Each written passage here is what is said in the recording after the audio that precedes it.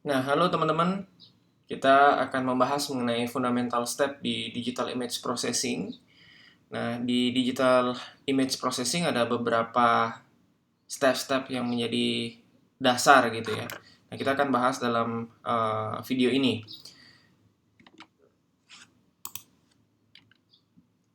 Nah, jadi kalau misalnya teman-teman melihat ada banyak knowledge base di digital image processing dan ini adalah beberapa problem-problem domain ya yang bisa dijadikan topik kalau misalnya kalian mau menjadikannya skripsi gitu.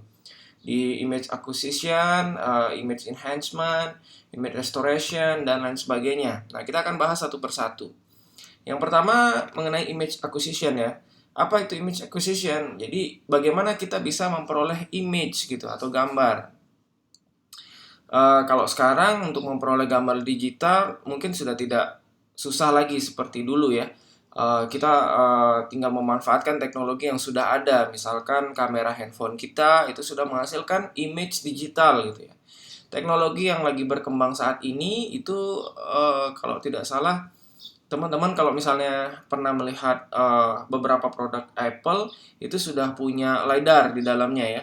Bagaimana kamera tersebut mampu menghasilkan proyeksi tiga dimensi. Jadi mampu menghasilkan gambar tiga dimensi seperti itu. Nah, itu yang lagi berkembang ke depan. Nah, kalau misalkan untuk mendapatkan gambar dua dimensi, sepertinya hampir sebagian besar orang itu sudah memiliki handphone yang ada kameranya gitu ya. Itu bisa dimanfaatkan untuk memperoleh gambar secara digital dua dimensi. Nah, kalau misalkan teknologi yang terbaru itu sudah memanfaatkan LiDAR, jadi tulisannya LiDAR gitu ya, teman-teman bisa cari bagaimana teknologi itu mampu memproyeksikan tiga dimensi ke dalam komputer gitu. Nah, itu image acquisition. Lalu image enhancement ini adalah bagaimana kita bisa meningkatkan kualitas dari citra. Nah, ini contohnya bagaimana kontras dari citra itu di sini tidak terlihat jelas ya. Lalu kita lakukan image enhancement sehingga terjadi peningkatan kualitas citra. Sehingga dengan peningkatan kontras seperti ini kita bisa melihat lebih detail lagi apa yang ada di dalam gambar. Seperti itu. Lalu ada image restoration. Image restoration ini adalah bagaimana kita memperbaiki citra agar terlihat lebih jelas. Misalkan di sebelah kiri ini noise-nya banyak sekali, bagaimana kita memperbaikinya agar menjadi seperti ini contohnya. Ya, teman-teman ya. Nah, di sini ada noise, ya, kita restorasi menjadi seperti ini. Nah, itu adalah contoh image restoration. Terus ada color image processing, bagaimana kita memberikan pewarnaan kepada gambar-gambar yang dihasilkan dengan warna yang terbatas. Contohnya seperti ini. Dalam misalkan kalian mendapatkan gambar biomedical image ya. Jadi kalau kalian mendapatkan gambar USG dan gambar-gambar lain, itu bagaimana kita bisa meningkatkan pengetahuan kita terhadap gambar ini dengan memberikan warna. Sebenarnya intensitas yang ada di sini itu kan berbeda. Kita berikan intensitas yang berbeda tersebut dengan warna yang berbeda sehingga muncul seperti ini. Nah, buat medis ini akan sangat berguna seperti itu ya. Nah, ini contohnya. Jadi color image processing. Lalu image compression. Jadi bagaimana kita mengecilkan ukuran gambar tapi tidak merubah isi dari gambar. Nah, itu banyak banget penelitian mengenai image compression, teman-teman ya. Bagaimana kita dapat memperkecil ukuran gambar sedemikian rupa namun tidak kehilangan informasi di dalam gambar. Nah, itu ada yang dalam image compression itu ada dua jenis, yang lossy sama yang tidak loss seperti itu. Jadi kalau yang lossy itu gambar yang kalian kecilin informasinya ada yang hilang. Tapi yang tidak loss itu gambar yang kalian kecilin itu tidak ada sedikit pun informasi yang hilang. Informasi terhadap intensitas warna. Kalau kalian misalnya punya gambar ukuran 1000 kali 1000, nah untuk dikompres bisa jadi kalian mengecilkan ukurannya jadi 100 kali 100. Nah, itu kan berarti ada banyak informasi dalam pixel-pixel yang kalian hilangkan. Jadi kalau kita zoom itu kan jadi kotak-kotaknya makin besar. Nah, itu kan tidak bagus. Nah, seperti itu. Tapi di sisi lain itu juga kebutuhannya ada. Misalnya kalian ingin mengirimkan gambar dari menggunakan WhatsApp gitu. Nah, WhatsApp itu lossy sifatnya, supaya bisa dikompres sangat-sangat tinggi seperti itu, ya. Jadi itu penelitian di digital image processing di compression.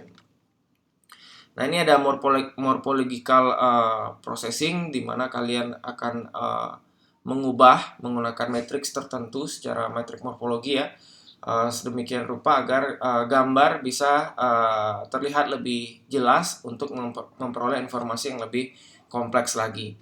Lalu ada segmentation. Image segmentation itu adalah bagaimana kita mensegmentasi dari sebuah citra. Ini adalah contoh citra. Kalian bisa lihat ada gambar hutan, ada gambar bangunan, ada background, gitu ya.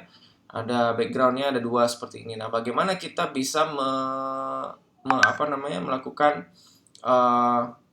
segmentasi? Mana gambar building atau gambar dari bangunan? Terus mana gambar dari forestnya atau hutannya, seperti itu ya. Nah, ini ada macam-macam tekniknya. Ada yang berbasis tekstur, ada juga yang berbasis warna, seperti itu. Nah, ini adalah contoh image segmentation, bagaimana kita melakukan segmentasi di dalam citra. Terus ada representation and description. Nah, teman-teman bisa lihat ini kira-kira jadi gambar apa ya, seperti itu. Nah, itu adalah representasi ataupun deskripsi dari gambar. Itu juga jadi salah satu topik, karena ke depan apabila representation dan description ini sudah bagus, kalian bisa melakukan object recognition, seperti itu. Jadi ini adalah gambar dari mobil, seperti itu. Kalian ingin melihat mana gambar orang. Nah, ini bisa terdeteksi dari gambar, seperti itu ya. Nah, kita juga nanti akan membahas mengenai wavelet dan juga Fourier transform jika memungkinkan, karena ini adalah bagian terpenting dalam digital image processing, seperti itu ya. Nah, toolsnya nanti kalian akan menggunakan MATLAB, ya. Kalian akan menggunakan MATLAB untuk mempermudah kalian dalam mengolah citra digital. Nah, dalam MATLAB ini kalian bisa